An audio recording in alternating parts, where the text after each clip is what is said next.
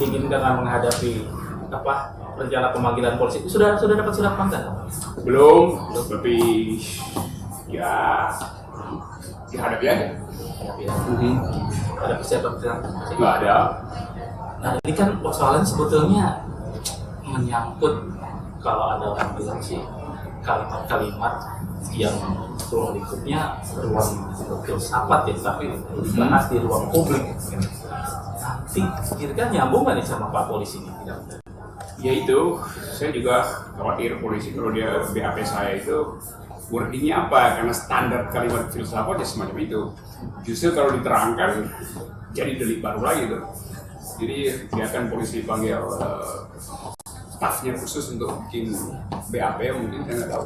Kalau Prof sendiri, ketika acara itu selesai, sadar nggak bahwa ini akan bergulir menjadi kolosal dan kemudian sampai masuk ke kantor polisi gitu? Bukan sadar, begitu 3 pertanyaan dari sisi sebelah kanan itu diajukan, maka saya curiga bahwa itu pasti akan berujung pada delik. Jadi saya tahu konsekuensinya, tapi saya juga tahu bahwa itu konsekuensi yang bodoh. Sebetulnya kan ada juga yang menyayangkan, ini Pak Rocky ini gimana sih, nyablak aja nih omongannya. Udah tahu situasi lagi sensitif banget kan. Beberapa hari sebelumnya ada kasus Sukmawati. Ini yang nyerempet agama tuh di kita mungkin menghindari lah, menahan diri gitu. Tapi kok Pak Rocky masih nyeplos gitu. Ada yang bilang, jangan dia memang sengaja itu buat menghangatkan situasi.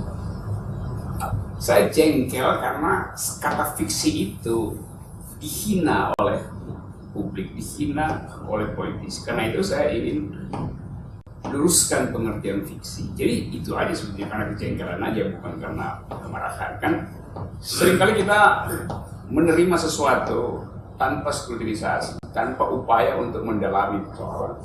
Nah itu pada waktu itu saya bilang, saya terangkan ya, apa beda fiksi, fakta, dan fiktif gitu. Dan saya kasih dalilnya, dan saya di situ narasumber itu ya boleh menerangkan apa aja, namanya narasumber. Lain kalau saya undang pers, ini dengerin ya, gue mau ngomong itu fakta, fiksi, fiktif, dan hubungannya dengan kitab suci. Itu artinya saya punya intensi untuk cari sensasi. Kan bukan intensi saya mengumpulkan orang, justru ini jadi narasumber.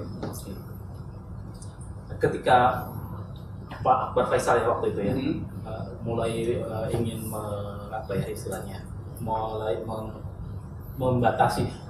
Ini yang dimaksud kitab suci apa nih? Gitu kan, karena kitab suci saya tidak seperti itu. Jadi Pak Rocky waktu itu tidak mau menjawab, sehingga ditafsirkan ya semua kitab suci. Nanti kitab suci Pak Rocky. Karena saya anggap itu pertanyaan dungu. Kalau dia politisi, dia nggak boleh nanya urusan privat saya, urusan warga negara. Dia pejabat publik, agama segala macam. Menanyakan secara spesifik nama kitab suci itu kan urusan nurani orang, urusan privat orang. Jadi politisi tidak boleh menanyakan hal yang privat. Nah, itu saya anggap ini kok dungu banget orang. Dalam hati ya, tapi sekarang saya sebutin contoh dalam konteks contoh kan. Contoh dalam hati. Karena pertanyaannya kan nggak bisa dibilang pertanyaan cerdas kan. Artinya nggak ngerti bahwa itu politisi. Jadi ada etik di dalam pergaulan demokratis. Orang nggak boleh bawa soal privat. Lagi menanyakan agama Anda apa, kitab suci apa, kitab suci saya ini loh, nggak boleh dipamerin di publik. Yang kedua tentu dengan cepat saya mencium upaya untuk menjebak gitu, dan ya itu bukan jebakan Batman itu. Maksudnya gimana? Jebakan Batman itu diatur secara logis, diantisipasi akibatnya. Kalau sebenarnya dibikin jebakan terus akhirnya dia yang terjebak sendiri di situ, karena ini saya harus perlihatkan bahwa itu kualitas pertanyaannya betul-betul pertanyaan yang tendensius.